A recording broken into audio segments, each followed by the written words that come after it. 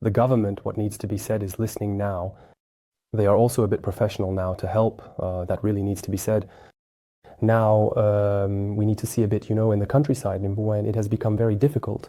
We are currently looking at what we can do, especially with hotels that are disappearing a bit, particularly in the countryside. Now in Luxembourg, it's quite a different case. There, we see that there are still 3-4 hotels that are also new now.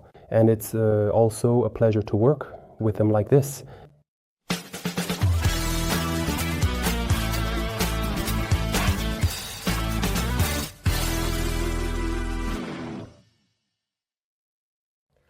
Today, I have the pleasure of welcoming Steve Martellini, who is the Secretary General of the HORESCA Federation, representing all the restaurants and hotels in Luxembourg.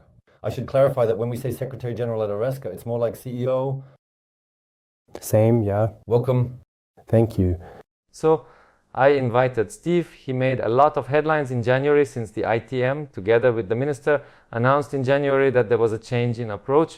Previously, it was very repressive. We saw dramatic increases in the ITM as well as in the number of inspectors.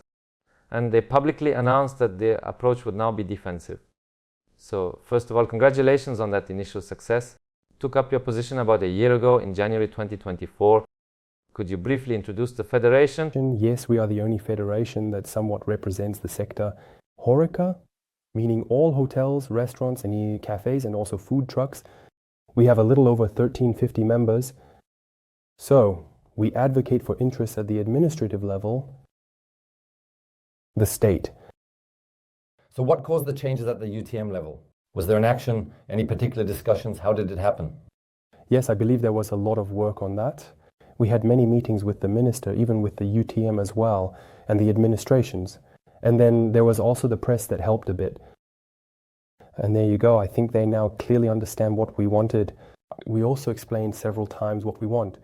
It's not a miracle now, but still we wanted to talk a bit about all the problems that exist in the sector. And we must also pay tribute here to Marco Bolli, because at the same time he is the director of the ITM. When I asked to interview him in January, he came. He was not afraid at all. And I think he also had the courage to listen and adapt. This could be a very good inspiration for other sectors of the economy where there is less dialogue. And I think it's the only time I've heard a public institution agree to change its model. In any case, anyway, what have been your priorities since you started about a year ago? When I came, the first thing was that we really started to set up the office. That's necessary. We were only 3 in the office, which is very challenging for 1 to 305 members. So the second priority is that we really have the media kit with our members. This was truly something that was entirely my priority. This means we have really come into the field now. We started with the meet members, which means company visits where we began. These have been very successful. People are very pleased with us. Also see to talk a bit about the things happening on the ground. And so in the end, that was the priority. Now we are increasingly focusing on more specific topics such as labor law, leave, etc., which are somewhat involved. Very well. It's important to note that you have full legitimacy since you have worked in family restaurants yourself. Notably, perhaps you can give the 3 addresses. That would be perfect. Yes, I actually started in Vianden at Beimhund, which is well known. It's a traditional restaurant where we cook grains over a wood fire. Then, in the end, I started myself at the main establishment, which was Beimhund, Bertzen in Walhausen, also in the north. Then 2 years ago, we took over the Kuppelgem, which is a traditional luxury brasserie in Monchois. That's where we started. It's important because it means you know the trade. You've also been on the other side. You know what it's like. Regulation, hiring, having the dishwasher who doesn't show up in the evening, and how we manage. You're respected. I can confirm that. I only hear good things about your work. How is your federation now trying to create more momentum and further increase collaboration, especially with the public sector or with the rest of the ecosystem? For example, political figures.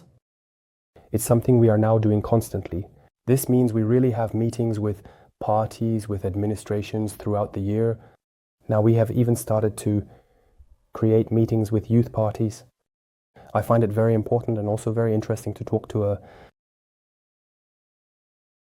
from this voice. And there you go. And here we keep a bit all the relational aspects as well, to talk a bit if we have problems, what we can do, how we can do it better. And I find that dialogue is really very important. Yes, I think that there was recently something new with a meeting at the hotel school where I think restaurant owners went to the meeting. I was surprised that it doesn't happen every year. What happened there? This was something completely new, and it was never the case before. Well, when I was contacted by Cyril Mollard, we arranged a meeting at HORESCA. And from that moment, we said, listen, what we can do is meet a bit with all the starred and renowned chefs. We arranged a meeting at the hospitality school together with the school's director. And we're going to talk a little bit about all the problems you have, and we will discuss a bit. And then we have a meal that was served by the students. I think it was a really great day because we could show a bit of everything they do at school. And conversely, it's also good for the students to serve all the Michelin-starred chefs. It's still a honor. Yes, there. You're touching on something that is very, very dear to me, because we know that working in a Michelin-starred restaurant is definitely a calling. The level of excellence is very high. The hours are not easy. I believe Cyril still works both lunch, so it's very, very complicated. And it's counterintuitive, but even in the hospitality sector, since the sector is called HORECA, the federation is the HORESCA, there is a huge competition with the public sector. That is to say, roughly speaking, if I am a young graduate from a hotel school, it's very easy for me to go work for the Elizabeth Group or in one of the institutions. So it draws in a lot of talent, which is then missing from what I call the real economy, the private restaurants. Are we going to reduce that a little bit? This is a problem we've already discussed with the school director. And we talked about how we can do it better, how we can also change. We understand if you go to work for the state now, it's not the salary that matters, but rather the working hours, working from 7 to 3, and then you're done, no weekends, etc. This is something that is essential in the sector, hospitality, if we work in the private sector now. But still, we are now trying to find solutions to also improve a bit the work in the sector. Yes, so there's the quality of work, there's an ongoing campaign, there's the notion of vocation. Once again, it's not a job like any other. You need to have a passion for excellence, for service, a bit like this quest for stars. But I think it's a bit more serious than what you're describing, because in addition, if I work in the public sector, I also have job security, which means I can reach retirement age and have a job for 30 years. So it's not just the working conditions, it's also that it's a competition that's a bit unfair. On one side, a state with almost unlimited resources and almost unlimited privileges. And on the other side, we recently had Clovis here from the Hotel Nouveau Greneval. People who are doing their best to fight against energy inflation. Obviously, we all know the indexes, etc. There you go, we can't pay just any price, so it's a balance to find. And I hope that one of your next battles will be to reunify the public and private sectors so that one does not fight against the other, but rather that they work together. Let's perhaps finish with the risks and opportunities. How do you receive feedback from the field? What are the risks your members are talking to you about today, but also perhaps the opportunities? Because in the end, it's very diversified. You should know that we somewhat defend the interests of the small cafe. For really, the chain hotels and also for the restaurants, that means the small restaurants, the big restaurants, the traditional ones, the fine dining, it means it's really a bit of a challenge to see a bit, because there are problems, and the problems, they do change a little bit, and now we are trying to see how we can help them. What really needs to be said now is that it's really a moment that lasts. Why? Because energy costs have risen. Now there is inflation at play. Water, waste, which also increased last year. That means there are really a lot of things that are now accumulating. And there you have it. And it's now the mix that ultimately causes the markets to decline. Today we're still talking about restaurants. We're talking between 3 and 5%. It's seriously low. Yes, that's it. And ultimately, it's something that is no longer possible for investing in more, buying things, materials, etc. And I think that here we need to work on it and find out why this is the case, why we still have such a number of people, of clients, and why below the line there is always less than before. And that's something we're working on. And you haven't mentioned an additional difficulty, which is that We know it's a hidden business, intensive. You can't just open a restaurant with your pocket money like that. So we need active support from banks, and I think it has become more and more complicated because, yes, it remains risky. And we know that banks today are less and less inclined to accept this risk. On the opportunity side, I believe that the tourist season was fantastic last year, so I imagine that everything related to cafes, city centers, or in very touristy cities like Echtenheer must be doing well. Do we see other opportunities? Yes, there are always opportunities. I think we are working on it a bit. There is also another dynamic, even with the government. What needs to be said, he understands now. They are also a bit professional now in helping. That really needs to be said. Now, we need to see a bit. Well, now in the countryside, it has become very difficult. There we are looking at what we can do, especially with hotels that are disappearing a bit, especially in the countryside. Now, in Luxembourg, it's quite a different case.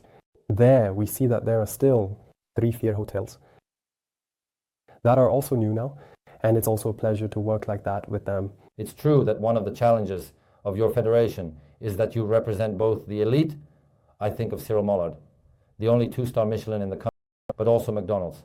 I have nothing against McDonald's. It's also a job creator, and there is a need. And it's true that you have to try to work with a very, very wide spectrum.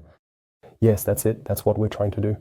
We have now also created meetings, working groups, specific to restaurants, cafes, and also hotels. And there we really try to gather all the problems from all the different professions we have. And I think it's a good opportunity to exchange and talk a bit about the issues we face. And maybe one last idea that might be your next one. There is a lot of talk about the quota, wage, the small parts in Luxembourg. There might now be an opportunity to bring employers to the table on one side. We know there are some, I'm thinking of Stephanie Ran-La-Passe, I'm thinking of Stephanie Joquet. We're talking about hundreds of employees. There are several like that. And to put them directly in contact with Marco Bolli, with the ministers, with public servants, so that we can regain a bit of the culture from 20 years ago, where we could call each other, talk, solve problems without it needing to escalate. We see in real estate, for example, that it hasn't progressed for a year and a half, despite a kind of search for consensus. Yes, I think it's a good idea if we can manage to do it. I was always open to dialogue. That's what we did. We even talked with the unions, and now we also had an appointment. I think we're open. We need to talk about things as they are, and that way we can help the sector and also move forward. So you embody this new generation of decision makers a bit. I think of you, I think of Jean-Paul Hollinger at TEAC, I think of Carol at the Ministry of Economy, I think of Thomas at StatTech.